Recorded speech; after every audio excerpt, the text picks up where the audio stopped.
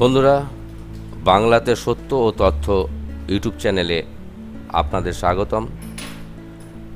বিষয়: চুরি যাওয়া মোবাইল যেভাবে ফিরে পাবেন। মোবাইল হারানোর সমস্যা দীর্ঘদিনের, বিশেষ করে রাজধানীর বাসে চলাফেরা করা বা ট্রেনে বাসে চলাফেরা করা একেবারেই নিরাপদ নয়। এমন পরিস্থিতিতে মোবাইল হারালে সেটি ফিরে পাওয়ার জন্য রয়েছে একটি অ্যাপস। এই অ্যাপসটি কিভাবে ব্যবহার করতে হবে জেনে নিন।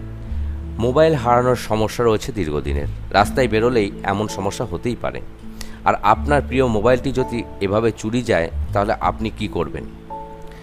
আমরা আগেও দেখেছি অনেক ধরনের অ্যাপস রয়েছে, তবে এবারের অ্যাপসটি একটু ভিন্ন প্রকৃতির।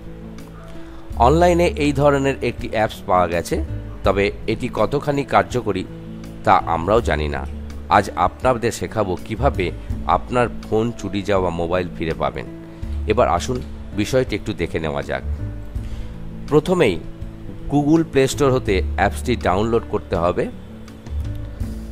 এখন ইনস্টল করুন। এই অ্যাপসটি ইনস্টল করলে পারে আমাদের দেখানো ছবির মতো আপনি দেখতে পাবেন।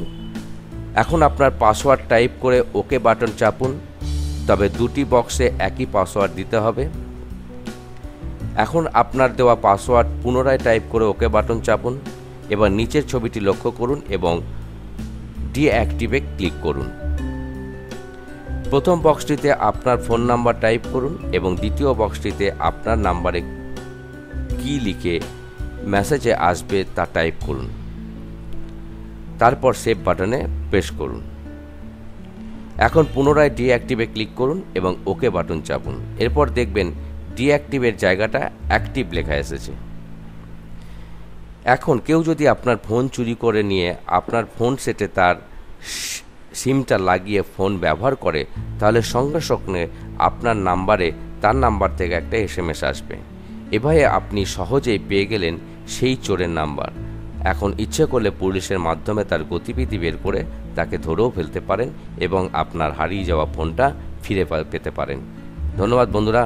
যদি আমাদের এই আলোচনা থেকে বা এই টিপস থেকে আপনারা কোনো রকমভাবে উপকৃত হয়ে থাকেন তাহলে অবশ্যই আমাদের ভিডিওটি লাইক শেয়ার করতে ভুলবেন না।